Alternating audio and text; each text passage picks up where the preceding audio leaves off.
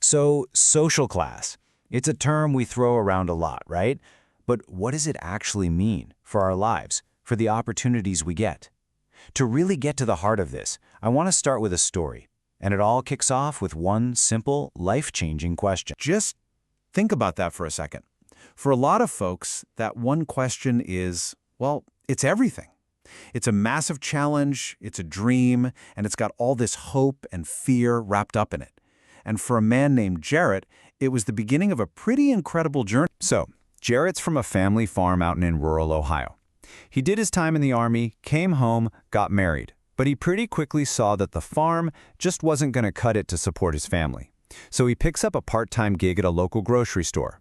And this little decision, it turned out to be the thing that changed his whole life. So his manager sees something in him and says, hey, you should take some college classes. Jarrett was, well, he was terrified. I mean, he never thought of himself as college material. So when he finally did it, he enrolled in secret. He just couldn't bring himself to tell anyone because, he was convinced he was going to fail. And things got tough. His daughter got sick, and he had to drop his classes. He was totally ready to quit.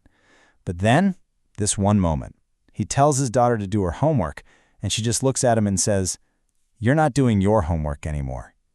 Whew, that hit him like a ton of bricks. He realized he wasn't being the dad, the role model he wanted to be. So what did he do? He re-enrolled the very next day. And believe it or not, less than 2 years later, there he was, walking across that stage, getting his bachelor's degree.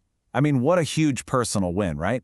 But his story, it also puts a spotlight on something bigger. Just how hard that climb can be. And honestly, how few people actually make it. Okay, so Jarrett's story, it's the classic American ideal, isn't it? The whole pull yourself up by your bootstraps thing. Work hard, move up. But here's the tough part. The reality is, his success story is the exception. It's not the rule. And that brings me to a number that is, honestly, it's staggering. 89%. Just let that sink in. That's the percentage of first-generation students, people in the exact same boat as Jarrett, who don't graduate within 6 years. So why? Why is that number so insanely high? Well, it really boils down to resources and support. Think about it. If your parents never went to college, they can't really give you the same kind of advice or help you navigate the system. So this isn't just about a bunch of individuals failing. It's a pattern, a really clear pattern that points to a much bigger systemic issue. So why is the path so much harder for some people than for others? To get to the bottom of that, we have to talk about a core idea in sociology, something called social stratification. Okay, so what is social stratification? Put simply, it's how a society sorts its people into different ranks or layers. The easiest way to think about it is like a social ladder. Your spot on that ladder, your rung, is based on a mix of things, like your wealth, your income, your education, even your family's power. And here's a great way to picture it. You know how geologists talk about stratification in rocks, those distinct layers you can see? Well, sociologists see the same kind of layers in society. But here's the kicker. Society's layers aren't made of rock. They're made of people. And it means that the people at the top have way more access to resources than the people at the bottom. And what do we call your specific place within all these layers? That's your socioeconomic status, or SES for short. It's basically a snapshot of where you, as an individual, stand in that big picture. Now, it's important to know that not every society builds these layers the same way. Some are set up with ladders, ways to move up and down. But others, they're built with what feel like solid walls. Okay, so let's break that down into two main types. On one hand, you've got a closed system, like a caste system. Here, you're pretty much born into your social standing, your job, who you can marry, all of it. And there's almost zero chance of moving. But on the other hand, you have an open system, or a class system. This one's supposed to be based more on what you achieve as an individual.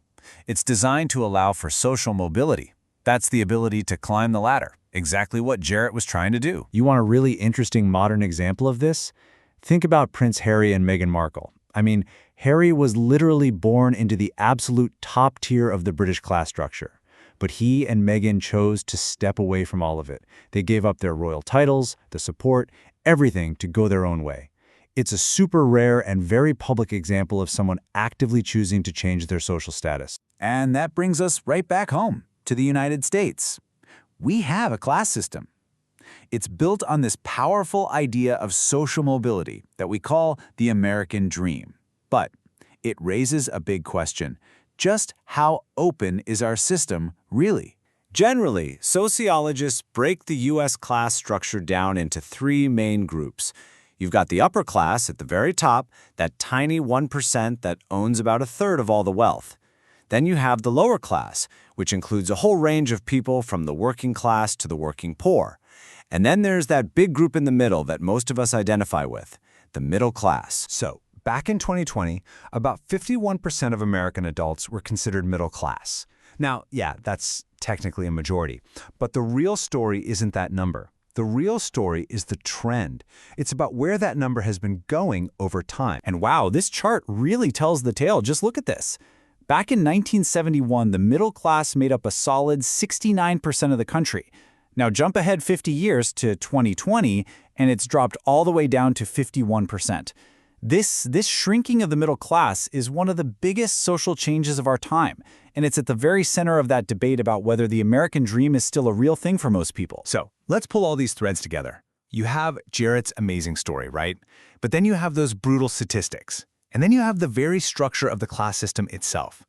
And when you put it all together, you get this fundamental tension that really defines our society. So, what really determines our path in life?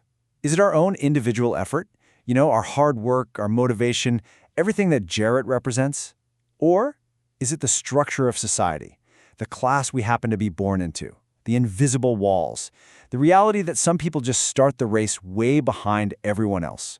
The truth, of course, is that it's a complicated, constant dance between the two. So we've seen how the class system has this huge impact on our lives, on our choices, on our opportunities. And that leaves us with one last, really big question to chew on. The system shapes us, for sure. But can we shape the system?